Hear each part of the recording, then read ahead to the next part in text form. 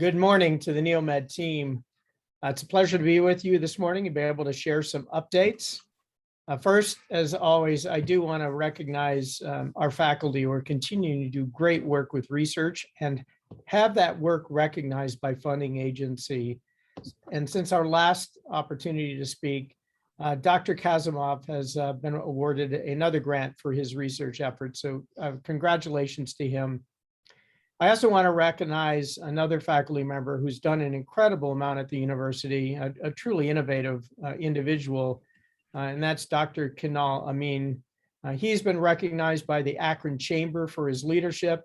He's also been recognized by them for being one of the 30 for the future. So the work he's been doing in neovations, in connecting the community and improving outcomes through pharmacy consultation has truly been spectacular. So big thank you to you, Kanal. You'll notice that you received an email regarding winter weather advisories. This is one we put out every year. It's just a reminder to us that we are migrating out of the summer season through fall and into winter. So please make sure that all your data is up to date for receiving information from the RAVE system.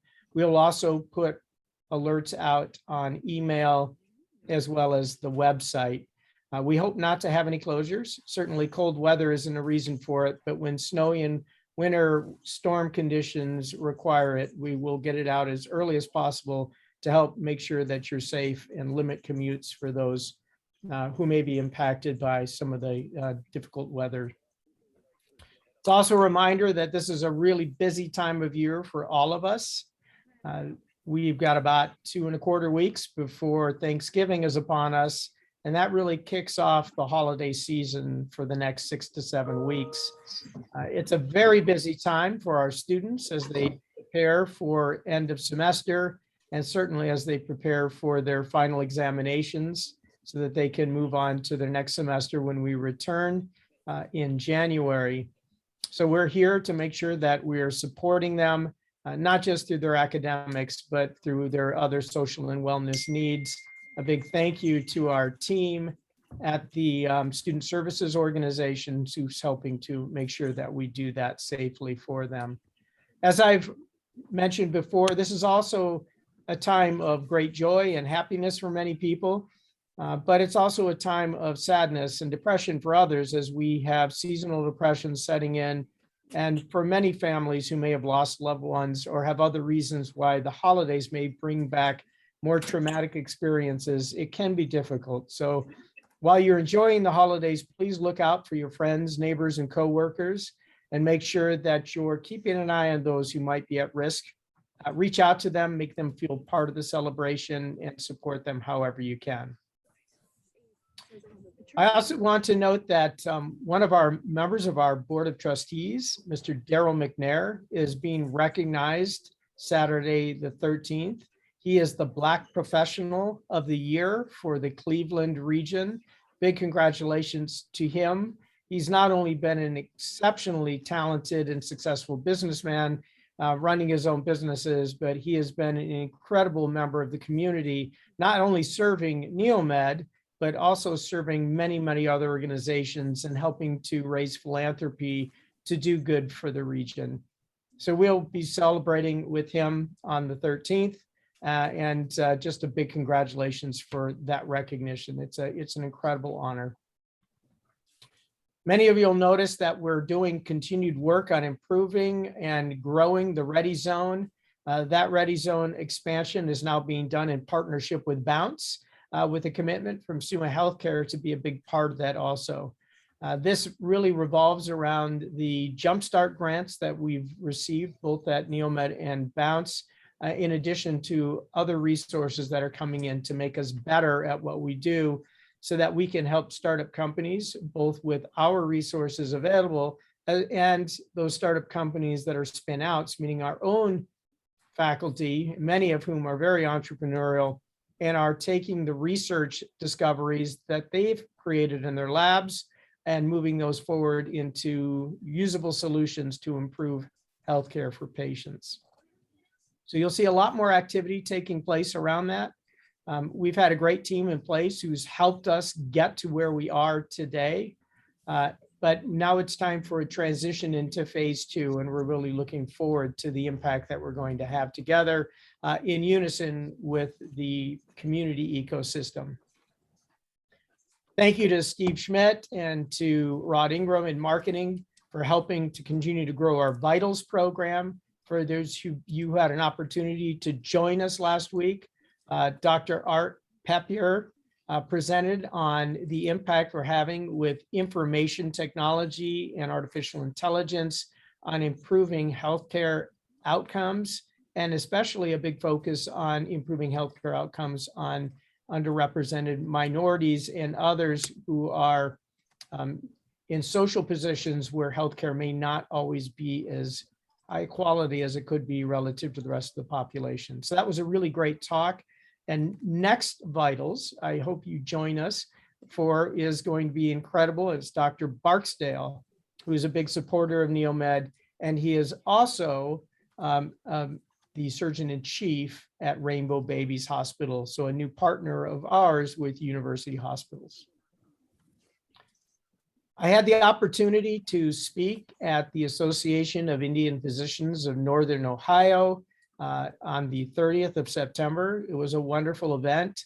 There was a great amount of representation from NeoMed there, both our faculty, especially from the clinical areas, as well as our students. In fact, 35 scientific abstracts were presented at that meeting. It's just great to see such a wonderful partnership with that physician community and to be able to see the impact that research from this organization is having.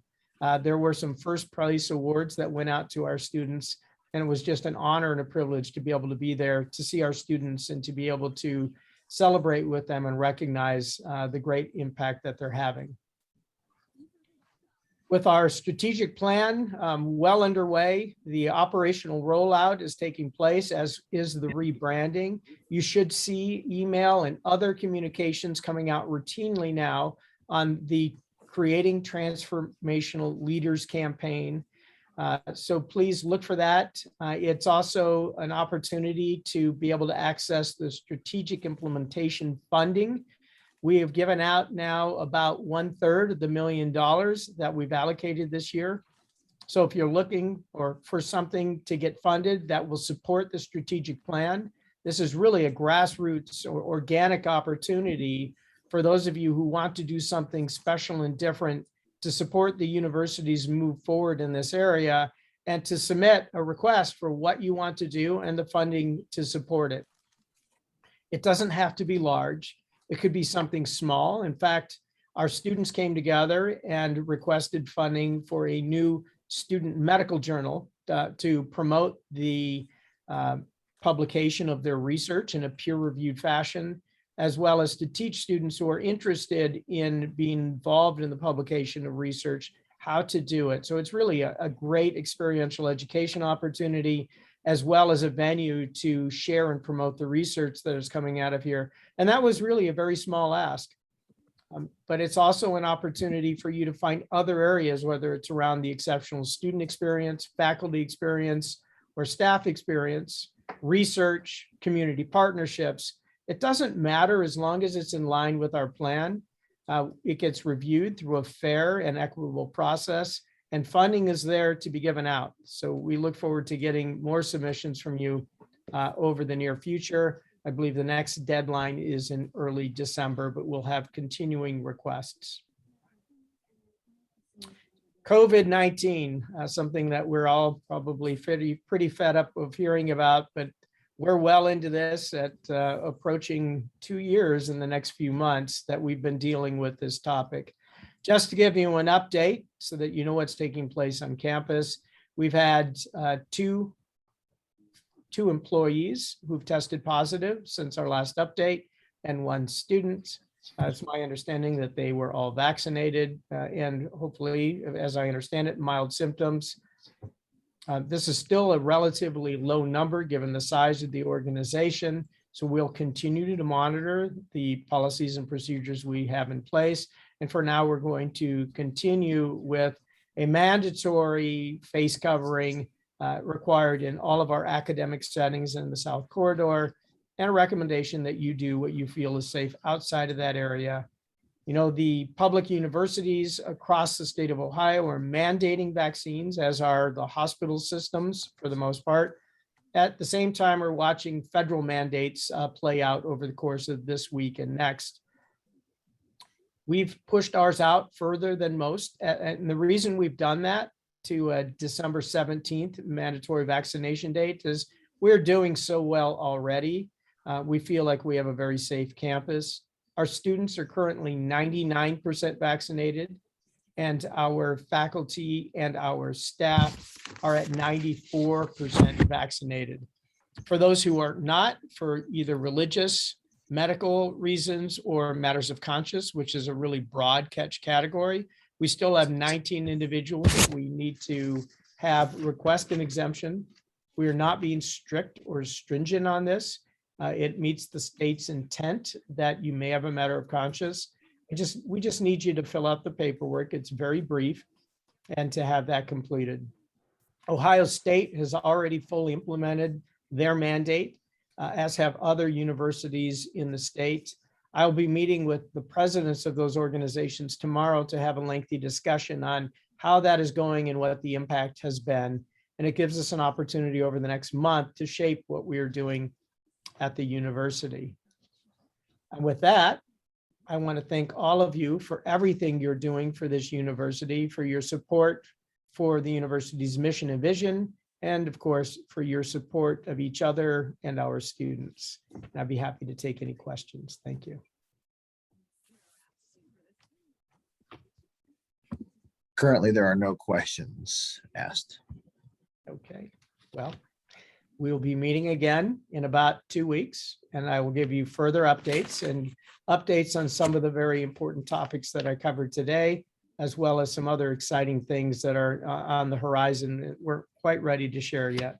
Thank you all very much for attending today and for being part of NeoMed. I think we have a wonderful future ahead of us. Oh, wait a minute. Looks like there was one question, Michael. Yes, it had been answered already.